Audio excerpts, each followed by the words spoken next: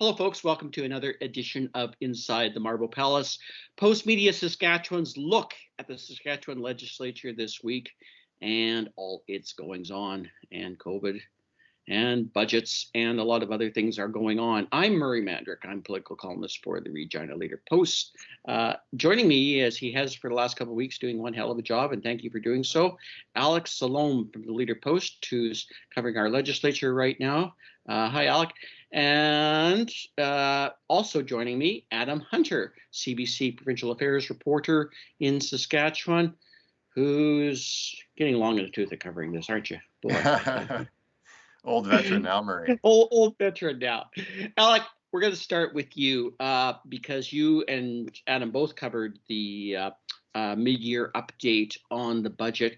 Stunning numbers in terms of the size of the deficit and the size of spending in particular.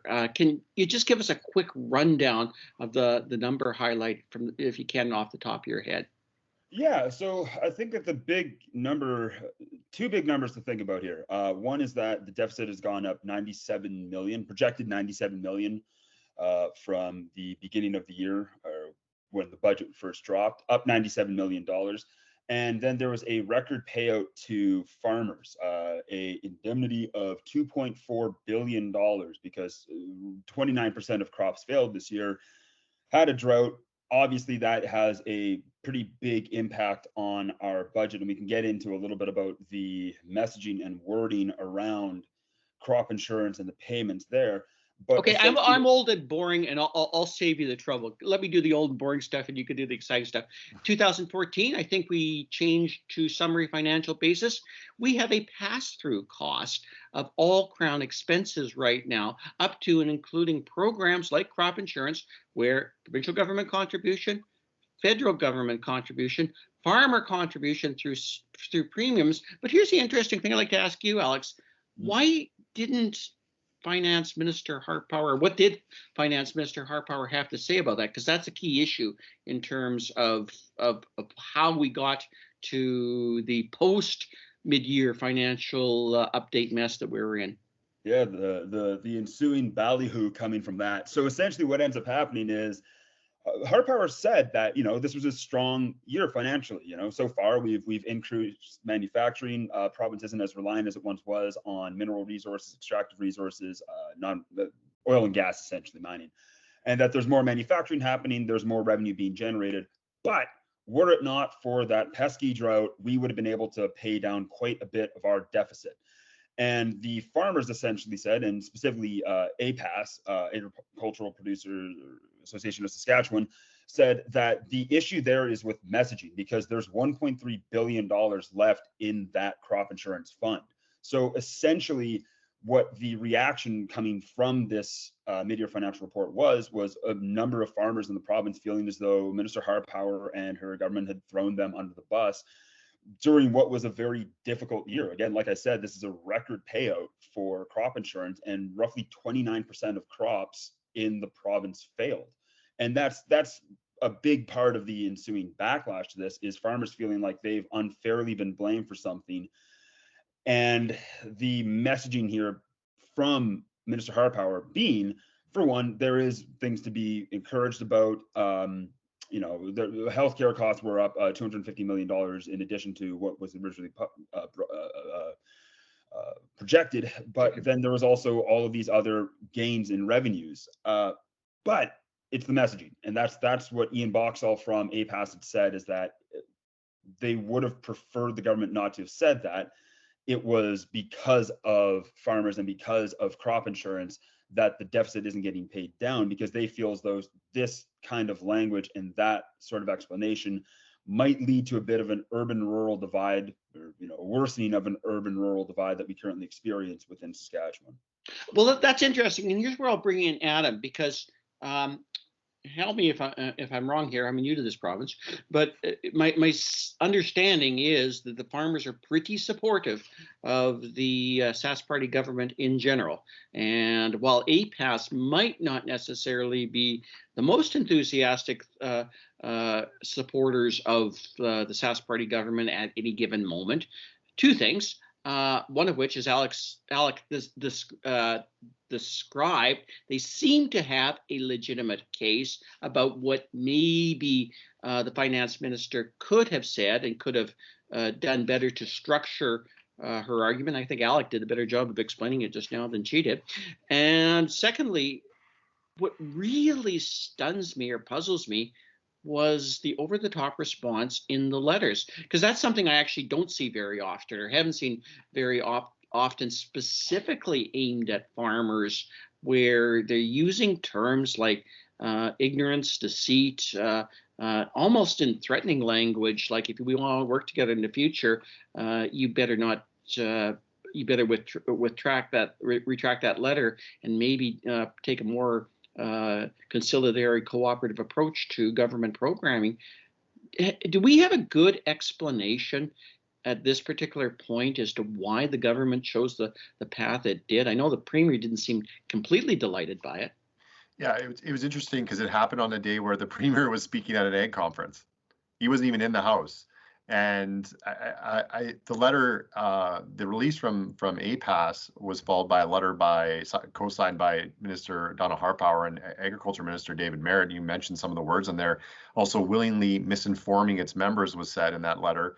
Harpower later called it an attack on government, and she backed it when she talked to reporters afterwards.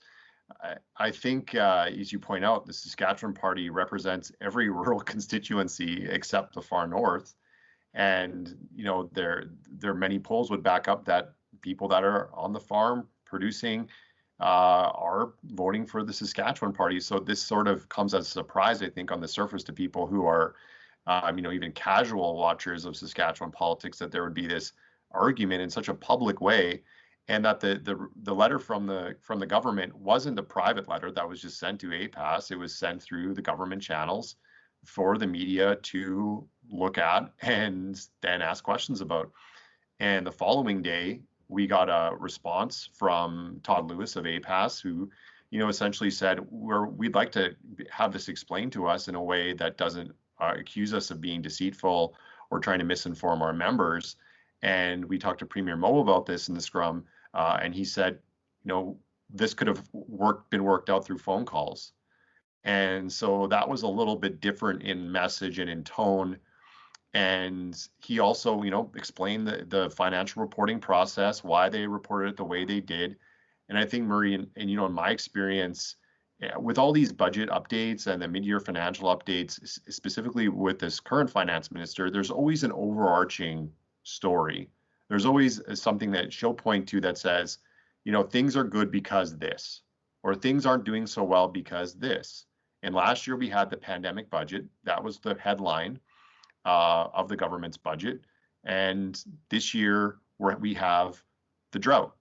And how it was explained, I think, and the messaging is what's really caught people off guard and also created this division or this conflict that I don't think people were necessarily expecting, and we'll see if it dies down after this. But it definitely was a different tone from the government than we've seen. Well, the bizarre thing to me is that neither side are completely wrong, because the finance minister is well within her jurisdiction and right to make the point, and she probably should have done that initially, saying that no, crop insurance is still a pretty viable program. We still have 1.3 billion, I think, in the kitty right now to basically deal with a bad year. Interestingly, I thought, Alec, you did a good job of pointing this out in the story. Your story is that she's not really ready to come to terms with the fact that we might be experiencing a whole bunch of years of drought and crop payout, if not consecutive, certainly within a short span, because that is secular. Her notion that we've never really had two bad years in a row doesn't seem to be my recollection of Saskatchewan farming. But more to the point, she also, Alec, didn't really suggest that this was a problem related to climate change. Is that where things maybe got off the rail in terms of the actual messaging of government? Because they seem to go madly off in a very strange direction here, and weren't really focused on what it was that I think they should have been saying. Yeah, well, I mean, it kind of seemed like this, I don't know, almost like an appeal to common practice, right? You won't get back-to-back years of drought. You aren't going to have consecutive instances of drought in the province. And I mean, Minister Harpower has said that she's worked as a producer previously and she's experienced droughts. I do believe in 2002 for certain, and one previous year. And she said that in her experience, you don't get them back to back. But I mean, anybody can look out the window right now and realize how warm it is and realize that, things are a little bit different, and maybe it would behoove the government to insulate themselves against the possibility of additional droughts and against the possibility of this manner of climate occurring. I mean, we don't really have snow on the ground right now, and then coming out of a drought year, I mean, we're a few weeks shy of winter. You're gonna, I think, have a number of people be very, very conscious of what snowfall looks like in the province, especially in the drought. This would be a good time for me to inject what it was like when I was a boy. I think, because Saskatchewan is a lot less flat climbing those mountains up hills both ways, folks. But you're right, and this is I think a problematic thing for government right now in terms of trying to combine a whole series of complicated messages. Like the funny thing that strikes me is right now the government is facing, I think, some of the biggest crises that we've seen in a long time. Like, I mean, this budget, as you point out, Alec, is $2.7 billion deficit, and that's an unheard number even to an old guy like me that walked to school barefoot. And that's also a stunning reality in relation to the environmental issues and the drought cycle, is whatever it may or may not be, and the reality of COVID-19. And I guess moving this forward, Adam, I'm thinking, if you have all these problems as a government right now, why on God's green earth would you go looking for new ones? Because you pretty much have a whole plate before you. Yet every time we haven't had an issue at the legislature this week, whether it was the still unexplained need for security changes that will see responsibilities removed from the sergeant of arms and given to a still undescribed or undisclosed body to cover everything outside the chamber and well into the Wascana Park, into the grounds around the building, or the explanation I think we got from Dustin Duncan this week about why, when we have the fantastic news that kids are getting vaccinated, they put all these hoops and barriers to jump through and over as to allowing your kids to get vaccinated.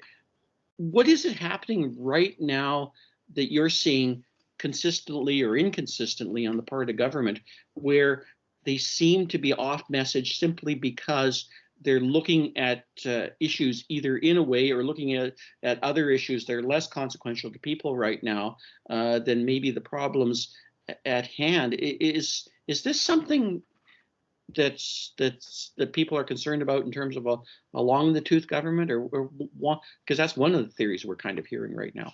Well, I think some of it is, as you point out, there's sort of enemies, or they're making enemies with things that that we didn't see coming, to be quite honest. Like, we work in the legislative building, no one's raised with us that there's a security issue, and we're staff in there, and the government's pointing out that there's been this changing world and there's all this danger out there, and things aren't being properly investigated. And yet, in 2 weeks of questioning, both from the media and the opposition, the minister responsible for this bill and in explaining it hasn't explained what these security threats are. And yet the province is moving to be the only province in Canada which will have their security force not report to an independent speaker, but to itself. And they can't explain that. They can't tell us how much it's going to cost. They can't tell what it will look like. They can't tell us necessarily why there's a need for change.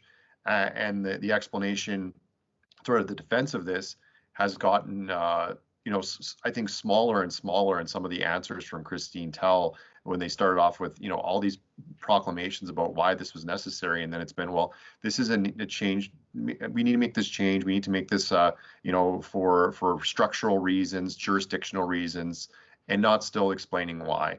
In the case of schools, we have no one really expected, when the government announced the vaccines for kids, that they wouldn't be available in schools. And as typically is the case with shots and boosters throughout the year, kids of a certain age can get a vaccination in school with bringing a consent form in. It's happened for years and years. And these are typically kids in grade 5 and 6 and up. And now the government's saying, without a real warning, that, oh no, we're not going to do this anymore. The COVID-19 vaccine is different. Plenty of people in healthcare are saying, well, we didn't do this with our other vaccines when they came online. This is creating more barriers. And I think also, the government's saying, well, we have this great takeoff in vaccines right now, uptake. Well, that happened with every stage of the vaccines. There was a time where we wrote a story about the 30-year-olds rushing out to get their vaccines and take selfies. Well, then guess what? That dropped off a cliff, and they still remain one of the lowest vaccinated groups. And there are going to be kids in certain socioeconomic settings, in certain communities where their parents may not be able to get them to a vaccine clinic. There may be a number of reasons why that is. And if they were sending a form to school and getting it done in the school with public health, which is, as is the case many years, then that would maybe increase uptake. The government's maintaining that won't be the case, that there's many different options. We'll have to see when the numbers come out. And just to stay with the education minister, another memo this week after a couple of interviews on CBC where he said, well, we're going to honor the public health order in an outbreak, but we also want kids to be allowed to do extracurricular in an outbreak if there's a public health order that says, well, maybe we're not going to, like the case was a couple of weeks ago with the Swift Current volleyball tournament. And then also going further saying we should have the school divisions reach out to third-party facilities, including municipal hockey arenas, and ask them to exempt kids who are unvaccinated going outside of the vaccination policy of those buildings just to let them play their sport or participate in their activity. And a lot are pointing out that, earlier in the year and for the duration of the pandemic, the education ministers and this current minister have said, we want school divisions to make their own decisions based on the advice that they're given from their medical health officer. Oh, but except in this case. And that's another thing that I think, parents and a lot of health officials are up in arms about, that they don't want the government interfering at this level when they've said they're hands off. And I think in a situation like this, quite obviously, governments get off course. That's why we hire as taxpayers, people to put them back on course, in particular in a particular area. And obviously critical right now is healthcare delivery and still dealing with these very issues you're talking about. We need obviously firm hands on the rudder, but that's a whole new problem this week for the Sask party right now, because they lost a pretty good, solid, firm hand on the rudder in Scott Livingstone, who mysteriously, or I wouldn't come mysteriously, but unbeknownst to us at least, handed in his resignation without any clear explanation or even kind of hints as to what it's about. Alec, pick this one up for us if you possibly can. What's going on or what do we know and not know about Scott Livingstone's resignation from Premier Scott Moe yesterday? Yeah, it's mostly question marks at this point. We know that his resignation was handed in last week. We don't know why. We know that there's somebody in the interim filling the SHA CEO position right now, but we weren't really able to suss out too terrible much from the Premier Moe about why and how this happened. The last time we saw Scott Livingstone at a PIOC meeting would have been November 2nd. And, we were all kind of wondering, where Scott had gone. But he assured us that this had nothing to do with Livingstone, who oftentimes seemed to take a bit more of a stark message with COVID-19. He seemed to be the one that maybe spoke a bit more frankly and shot maybe a bit more from the hip during those meetings, I'd say. You'd get a bit more, of the unvarnished truth from Scott Livingstone in those meetings, I feel. And we asked if that had anything to do with his resignation. Scott Moe said no. We asked if he was fired. Premier said no. So we really don't know what led to this right now. But I mean, it does leave the question of we're losing a senior bureaucrat as we're facing yet another wave, a new variant. We saw in Ontario they reported 1,000 cases for the first time since May. So I mean, we're nowhere near out of the woods on this thing yet. And I think that there's a lot of questions about what SHA leadership and what the bureaucracy looks like with one of its senior members gone, as there's additional challenges that we're going to be facing.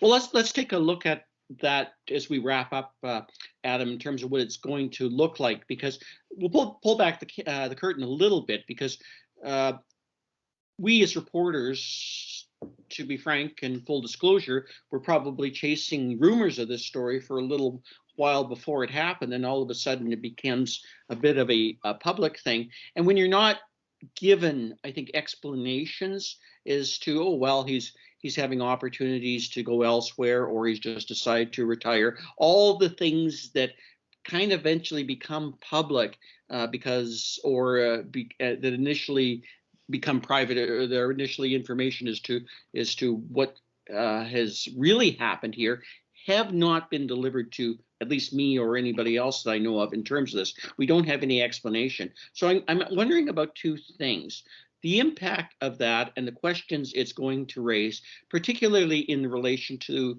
what I think Alec rightly pointed out, is that this was the guy that sometimes delivered the starker messages about the realities of COVID-19. But I'm also kind of wondering, Adam, as we wrap up, what impact it's going to have on things like PIOC, delivering people out of province if we continue to need to, in dealing with the actual crisis situation, and I guess meeting the challenges that still exist as we kind of enter, the concerns Alec was talking about, the fifth wave, other things. What's the likely impact here, do you think? Well, the unfortunate thing is that the SHA didn't put anyone up for an interview.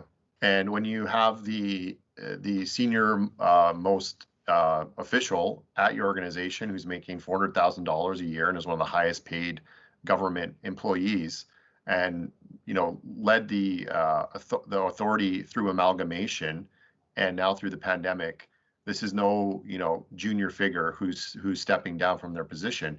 The Premier and Board Chair Arlene Wilkes both said that there wouldn't be a disruption, that they gave a reasoning after when we asked a question about why the delay in notifying the public and the media.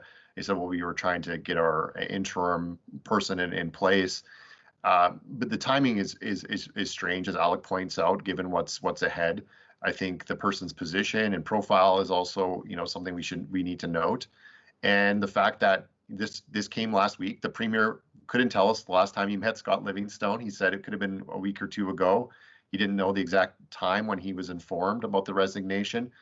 I think when the SHA CEO resigns, he said he was surprised by it, the Premier. I think that probably warrants the public finding out about that. This is a taxpayer-funded position, and I think the timing of 10:40 on a Thursday morning in the middle of question period, that's a strange time to put the news release out when that reporters and others have been asking about this. I'm sure officials within the SHA were asking about it because the rumors were out there. There are more questions than answers, unfortunately, at this point. And to get back to the PIOC, the PIOC stuff, Scott Livingstone's function was effectively replaced by Marlo Pritchard in the fall, when the government created this new sort of reporting structure, and public safety was going to be in charge of the pandemic response. A lot of the questions that would go to Scott Livingstone were given to Marlo Pritchard, who's former police chief and head of the public safety agency, or they were maybe deferred to someone else in the SHA. That's totally fine. But we had relied on Scott Livingstone for a long time in those meetings. I think the public had come to know that person, and it's unfortunate that we don't know some of the reasons behind this. And hopefully we'll get some answers sooner rather than later, and hopefully the SHA will put someone up to answer some questions, and hopefully we'll hear from Scott Livingstone as well. We asked a question about severance to the Premier yesterday. He said, well, if you resign, he's not entitled to severance, but he wasn't 100% sure. When we followed up with the SHA, they said, well, all of that sort of info would be in the financial reporting at the end of the year, because that has to be made public. So there's also questions there. But the timing to me is the most interesting thing, and also obviously the reasons why. And until some of those answers are put to rest, if we don't get those answers, people are going to continue to speculate, unfortunately. It's fascinating stuff this week, just endless and weird turns that we weren't expecting. Thanks for covering off so much ground this week, guys.